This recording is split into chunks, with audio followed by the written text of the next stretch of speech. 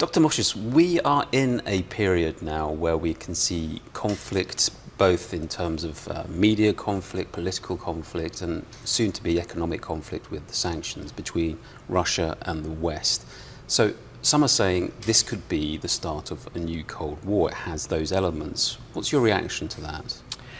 Well, it is true that we have a conflict, and this is what matters. It is also true that the West, at least many Western countries, particularly European countries, wanted to avoid a conflict with Russia at almost any cost. But I'm a historian, my background is history, and I know that practically every historical parallel is wrong. Parallels elucidate something, but they can be misleading in many other respects. And so is the one, maybe the whole discussion about whether it's a Cold War, cold peace, hot peace, and American analyst Mark Galeotti recently put forward that metaphor. It doesn't really matter much to me. But I would like to emphasize maybe three key differences between the Cold War period and the current period. And the first difference is obviously the economic interdependence between Russia and the European Union. That matters critically. That is critically important, because over the last 25 years, so many channels of Russian influence, including the non-transparent influences, have been opened, that it is very difficult at the moment. But this is just a fact. I mean, this has been up to now actually a stabilizing factor in the relationship, the interdependence. I would not like to deny that. But at the moment, I mean, the dialectics of the process is such that it complicates the decision-making very much. Because, well, again, if we go back to the proper Cold War times, it would be absolutely inconceivable, for instance, to even imagine that Mr. Willy Brandt, the father of Ostpolitik, would, upon resignation, accept a position of the deputy minister of the Soviet gas industry. While Mr. Schroeder not only did that, basically, but does not see himself being in any uncomfortable situation at the moment. So interdependence matters. It matters positively. It also matters negatively in some respect. The second thing is that during the time of the Cold War, the threat to the West coming from the Soviet Union was perceived to be existential. This is simply not the case at the moment. This is not an existential threat. And it is not completely true what people say that the current conflict does not have any ideological component whatsoever. It does, because Mr. Putin and his administration over the last couple of years have been actually emphasizing a deep and I would say unbridgeable value difference between Russia and the West.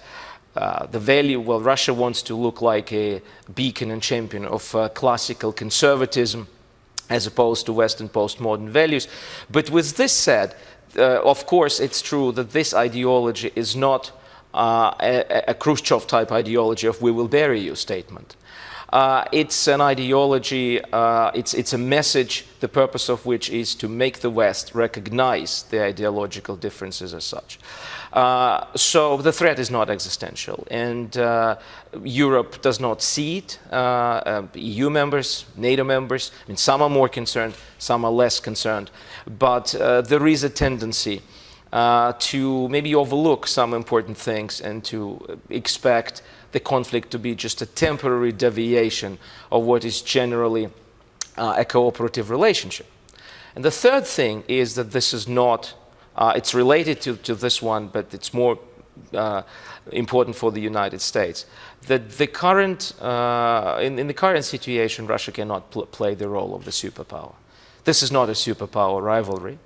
And that means that, fortunately or unfortunately, a lot of analysts in the United States simply refuse to see it, to properly calibrate and understand the scale of the challenge. They've been pivoting towards Asia for many, many years before Obama even said that. When Obama now says that Russia is a regional power and a regional challenge, this is what he probably means. I mean, this irritates Moscow, so we could think whether it's politically correct or wise, rather, to make statements like this. But this is a reality. This is how the United States views the scale of the Russian challenge. That's why kind of to speak about a Cold War type mobilization of the West to meet this challenge would not be appropriate. Can we talk more about a frozen peace or a frozen war? Because clearly one of the tactics that's being used by the Russian side, we've seen this in Georgia with Abkhazia and South Ossetia, and now we're seeing it with, well, certainly with Crimea and the east of Ukraine. Is this a tactic that's basically being used to continue to sow dysfunction amongst the responses? Well, we should certainly see that the frozen conflicts, which have never been frozen, which were simmering rather, they have played a certain role in advancing Russian interests, or the way Kremlin saw those interests. I'm not sure that we are going to have any kind of a frozen war or a larger frozen conflict between Russia and the rest of the West, because the situation is developing. We don't know what the actual calculus in Moscow was, but probably people did not expect that the West would be able to agree to come up with a consolidated position as to what kind of response could be prepared at the moment. The idea was that, as well as Crimea was, well, I'm a researcher, I'm not a politician, I can say it, tacitly, the annexation of Crimea was tacitly acquiesced to. It was not accepted, but it was equally clear that the West was not going to do anything. But then the further escalation happened, then the Boeing tragedy happened, and where we are now, this is we have the dynamism. The current period is still dynamic. We actually, it's very difficult to predict what's going to happen today and what's going to happen several weeks down the road. And therefore, I think even using the word frozen, again, would not be analytically correct at this moment. Unfortunately, we have the conflict. We don't know. It's certainly not the initial stage of the Russian-Western conflict, because the geopolitical rivalry, the value gap, and some other things, and even kind of the lack of the fact that the economic partnership was not really deepening. I mean, all those were good signals which should have made us understand that the problem was quite significant. So it's not the initial stage, but it's still a stage where we're living in a very dynamic time. We don't know yet where we are moving. I hope the rational thinking of the West and the rational message of the West will be somehow conveyed to Moscow. But as it has been said during this conference a couple of times, that Moscow may simply have different rationality, and therefore it also complicates the decision making on the Western side. How much do you feel that this series of actions on the Russian side is more a kind of probing to see how united the West is? Because clearly we've seen some divisions on the Western side in several areas, including more recently in economic sanctions. So how much do you feel that this is actually just an idea to see how much he can see that the West is divided by these actions? I think this is not the test balloon. This may be a miscalculation and the wrong assumption, but the assumption was definitely there that the West is divided and that the West would not be able to come to a consolidated response.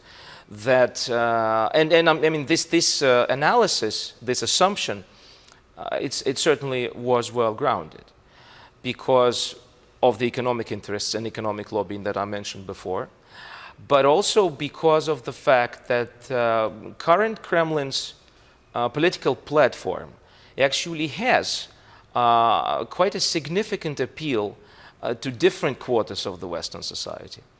You have the left, parts of the left spectrum, in Europe in particular, which essentially believe that whatever Russia is doing, and even when they believe that Russia is doing very bad things, they still want to believe that America is worse. Because America has been going around the world and doing wrong things for decades, including the wrong things done to Russia. There are people, and even in the English language world, there's a very well established argument that Russia is the victim of the Western expansionism. That Russia is just defending its national interests, that its actions, if not necessarily acceptable, are still justified and can be understood. We've just had recently an important article in Foreign Affairs by Mr. Mearsheimer, who was arguing exactly that it's the West that is to blame for the whole Ukraine conflict and controversy that we have in there. Finally, there are the right, extreme right populist forces, which indeed see Kremlin as a citadel of true conservatism. Madame Le Pen has been expressing her solidarity with Kremlin on many occasions, and she's not the only one. So basically, the assumption that the West is split was not incorrect. But what was probably overestimated, that the West would, maybe later rather than sooner, but still be able to see certain things as critically important. And in that sense, what was acceptable before, namely recognizing the recognition of independence of Abkhazia and South Ossetia, it was still one thing, because it was viewed as a tit-for-tat for Kosovo, perhaps. The annexation of a part of a territory of another sovereign state makes a critical distinction. And therefore, whatever the calculus was, now we see that it was probably, in the end, a wrong one. However, again, I have to repeat what I said just when I started answering this question, that this was not a test balloon, that there was a very firm conviction that the West is divided, that the West is manipulable, if I can use this word, and that the West is weak. If you read the Russian foreign policy doctrine published in February 2013, it was all premised on one thing: decline of the historical West and the rise of Asia, but that was kind of a separate thing. But this decline of the historical West, the inability of the West to do things. And if you kind of take it further, you will understand that the thinking was such that the West would not be able to protect its partners, and that the West would not be willing to face the challenge of another Cold War, and that the West would be, well, not maybe blackmail is too strong a word, but creating fait accompli, this type of policy, would work. And in terms of the tactics that have been used by the Russian side, do you feel that feeds into this lack of clarity, so that clear decisions can't be made because the situation isn't clear on the ground? I'm talking about, obviously, denial of any activities in eastern Ukraine, the non-badged soldiers, all of these leading to a lack of clarity exactly what is happening.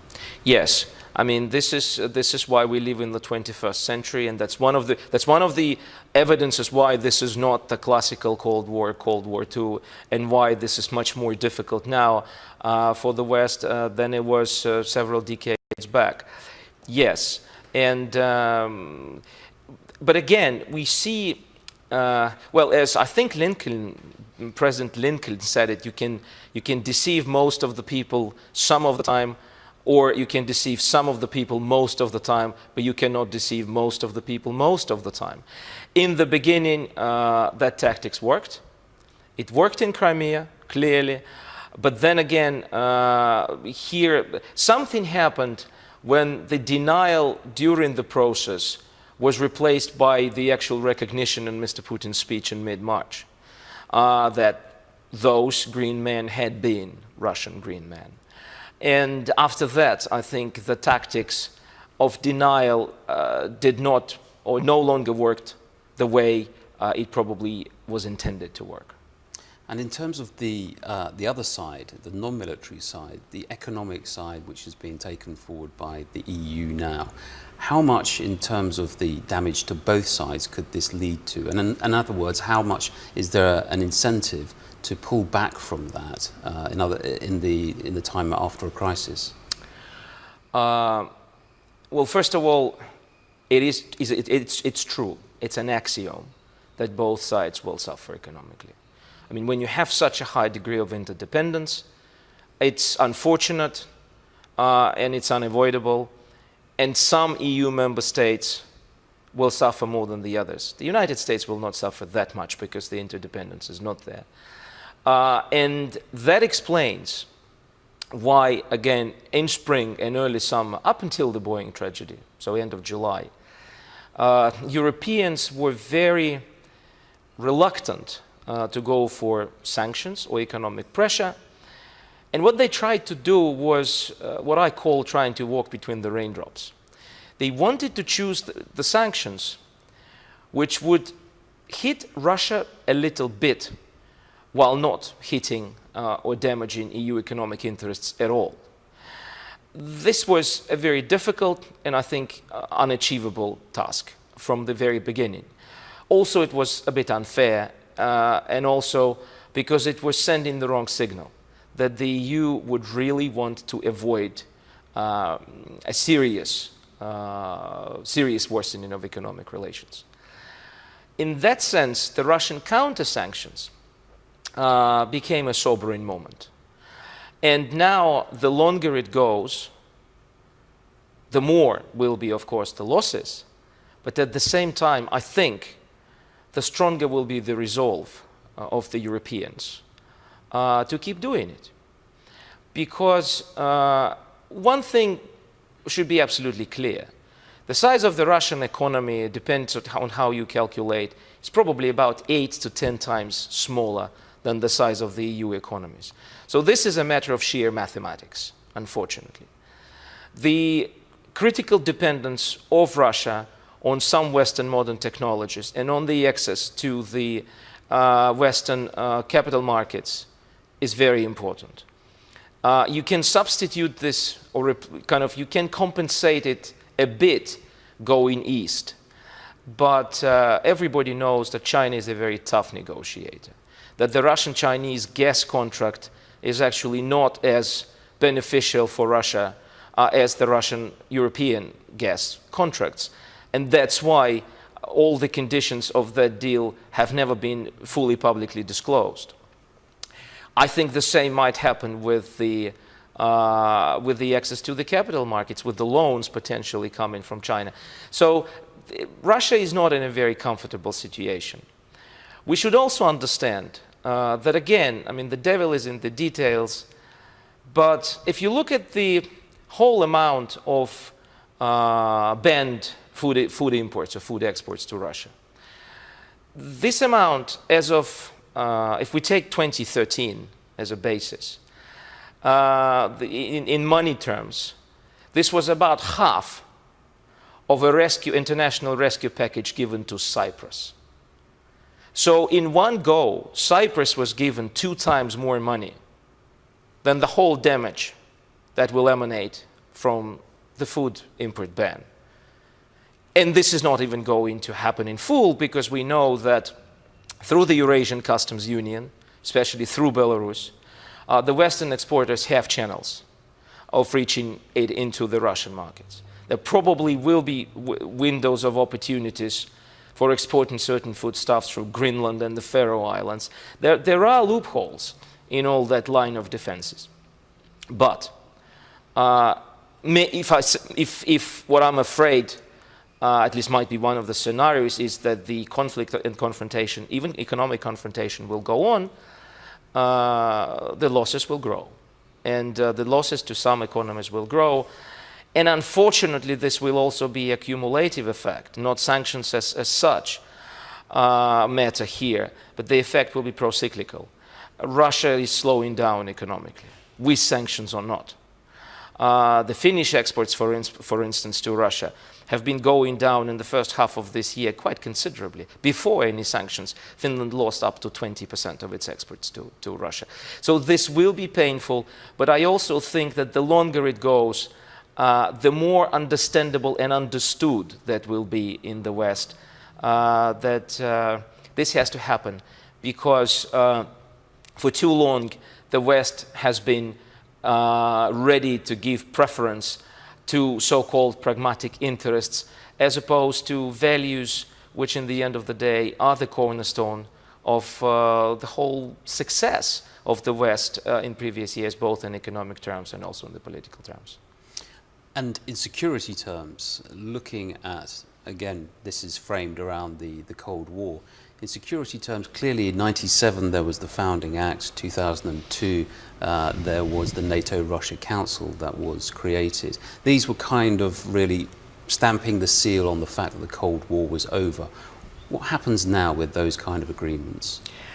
Well, I've seen so many attempts to declare the Cold War over or dead that I can go a lot deeper to the Paris Acts of 1990, and it was not over in full, because, well, this is not my idea, but this is what many people say these days, that if there was a war, there had to be a peace treaty or peace accord after that. There was no such an agreement at the end of the Cold War, because Russia did not consider itself to be defeated, probably rightly so. I mean, there were good reasons for that. But maybe that conversation may take us too far.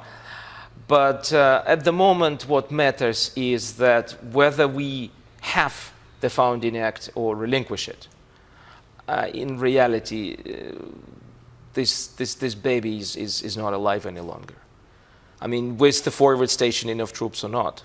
I mean, it can be probably, it can, if the circumstances change, I mean, the sides can go back to it.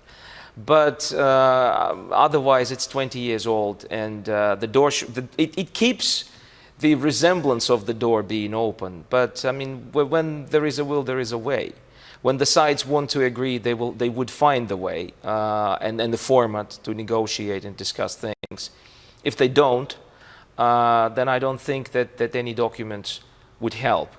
But an important thing here is that, again, what people are puzzled with is that they say that it's very difficult to understand Kremlin's endgame. And I'm actually, as I said in the beginning, I also don't believe that Kremlin wants to be a military kind of immediate, imminent threat to the West.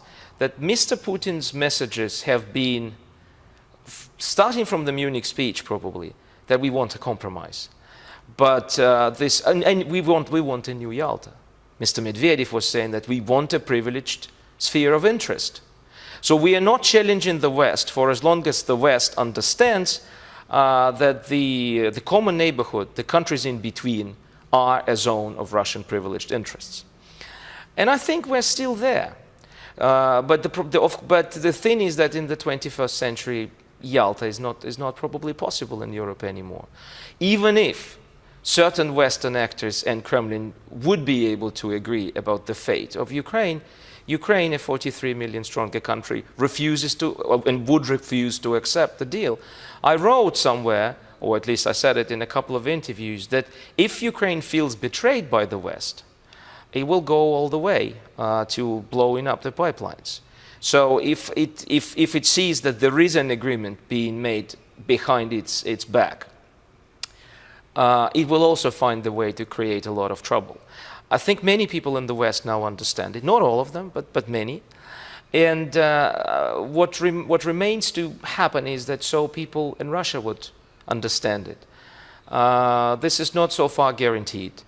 Again, Russian foreign policy in that area was, I would even say, honest. It was certainly transparent. The message was clear that Moscow wanted to have a dominating position there. It tried its best. It first offered the money, That was the time when again, the West was saying that, or the EU was saying that it would be ready to give Ukraine 600 million euros maximum. Russia came up with the bid of $15 billion. And now we see that the Russian money is not coming. The Western money will be coming a lot more. I mean, Mr. Schulz yesterday pledged 8 billion of European assistance to Ukraine. So within 10 months, Europe somehow was able to find a totally different money. So maybe this money must have been promised before. But the point is, the first Russia wanted to win the battle by just bidding, by giving the money, the financial offer. When that did not work because the Ukrainian people rejected it, not the then Ukrainian president, Mr. Putin went for other instruments. And again, if what I said, we know that the Russian-European relationship has always been an asymmetrical one, because in the field of the economics, EU was dominant, but in the field of security, Russia was maybe even significantly stronger up until recently, recent NATO's decisions. Unfortunately, there are still reasons to be concerned, because there are still possibilities that Kremlin will try to compensate for its economic weakness by treading maybe not too carefully in the security field, but maybe not. So let's hope for the better. And in just 2 minutes, if you can, what do you feel is the mentality behind the strategy of President Putin? There are those who say that this is all a master plan. This has been planned in detail from the beginning. There are those who say he started well but lost control of the situation. How do you see things panning out, and what is the mentality? I cannot know. I am certain that there was a certain contingency planning behind, because otherwise the Crimean operation would have not been so efficient. But of course, people were there, they knew where to go, they knew which switch to flip. We see that there was no such a plan for the eastern Ukraine, because the whole thing in the eastern Ukraine was based on the premise that as soon as something starts in Donetsk, the whole Novorossiya stretching from Kharkiv to Odessa will immediately rise in support of those demands. And that didn't happen. And that's a huge miscalculation. I don't know if it went out of control or if the plan was simply unrealistic from the very beginning. But I do not think that there was a really well-calculated strategy. There was a plan of a fait accompli followed by the acquiescence of the West. And that failed. Okay.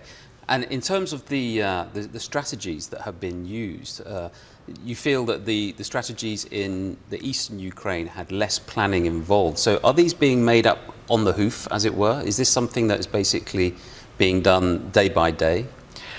Well, I'm not sure about day by day, but plans seem to be changing depending on the situation on the ground. This is normal. I mean, this is an okay thing.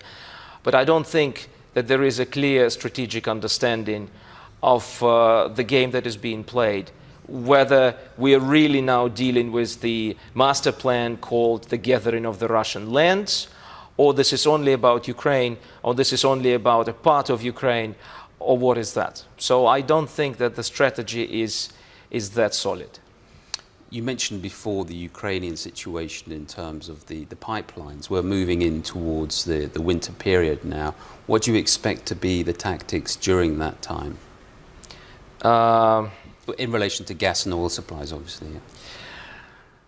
Here, much will depend on the actions of the Ukrainian government.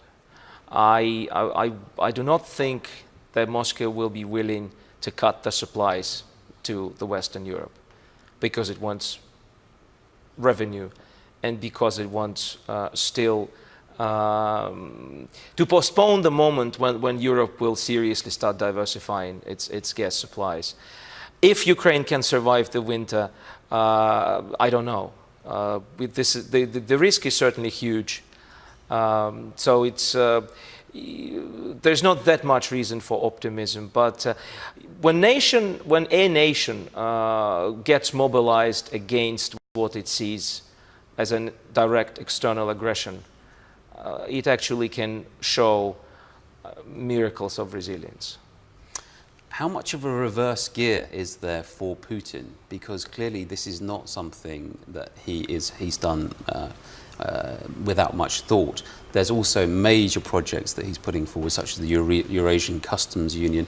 So how much is there room for maneuver for him to change strategy, change direction, or even reverse direction? I think there is enough room for maneuver, because I think the West will be happy to de-escalate the situation if the proposal comes. I am sure that Ukrainians will be happy to accept, let's say, peace on certain conditions, because they also economically depend on the Russian market enormously. And the decision to postpone the entry into force of the new association agreement, which was announced yesterday, is a step in that direction. This is a signal that also Ukraine wants to de-escalate and, to the extent possible, re-establish the relations with Russia. And domestically, I also think that Mr. Putin has, maybe people will disagree with me, but I think that he has a lot of the freedom of maneuver, and the state-controlled media will quickly explain to the people that this is a good thing, that this is peace, and the people in eastern Ukraine will have got some guarantees, and some of their demands will be met, and it's better than otherwise. So I think he has the freedom of maneuver. If he wants to use it, it's another matter. In terms of the back to business as usual, after the Georgia campaign, that was one of the major complaints, was that we went back to business as usual far too quickly, that it was a rap on the knuckles rather than a major reprimand. Do you feel that there's any possibility of getting back to business as usual with Russia after this? And if so, how long would that take? This is a big question. The Ukrainian crisis is now, and its implications are much bigger than those of the Georgian crisis. So the return to business as usual quickly is not possible in any case. The return to pragmatic, transactional economic relationship is not only possible, but I'm sure would be welcome in many places in many parts of Europe. But the return to the political relationship is not possible anytime soon, as it was, because let's not forget that after Georgia, Russia also had a president speaking, standing on at least publicly standing on a different platform. He restarted the charming offensive. He never recalled the claim or never renounced the claim that Russia should be given a privileged sphere of interests, but he said that Russia needs modernization. And that was or he tried to show it to the West as a platform for re-engagement. And many in the West viewed it absolutely uncritically and were happy to embrace Russia back on those conditions. Now the situation is different, because there will be no more partnership for modernization, their tour. Okay, and final question. In terms of the modernization of the armed forces of Russia, clearly there's the program which leads up to 2020. It's one of the biggest in terms of financial weight. It's one of the biggest modernization programs of any armed force in the world. Do you feel that that doesn't bode well for us moving forward in the next few years? Because clearly the modernization of the forces, there's a need to prove that they're needed, and in this kind of conflict they've been able to do that. Do you feel that that's one of the worrying elements going forward? I'm not an expert on military technical matters, so I cannot say how worried people should be. I think that the Russian military modernization program, when it started, was a clear response to maybe decades of neglect to the Russian military, and that's why, I mean, this was to a large extent a very legitimate thing. We also know that depending on financial constraints, probably what was planned to be achieved by 2020 will not be achieved by 2020. But of course, when you invest so much, you will get certain results, and these results are now shown. But still, the military analysts keep saying that there's a lot to be done, and that the number of elite troops that Russia might be having and that performed so well in Crimea and possibly eastern Ukraine, they are still a fraction of the overall Russian military. So it's not up to me to decide how worried the West should be concerned, but definitely the West should follow what's going on. Okay, Dr. Moshes, thank you very much for Thank your you. time. Thank you.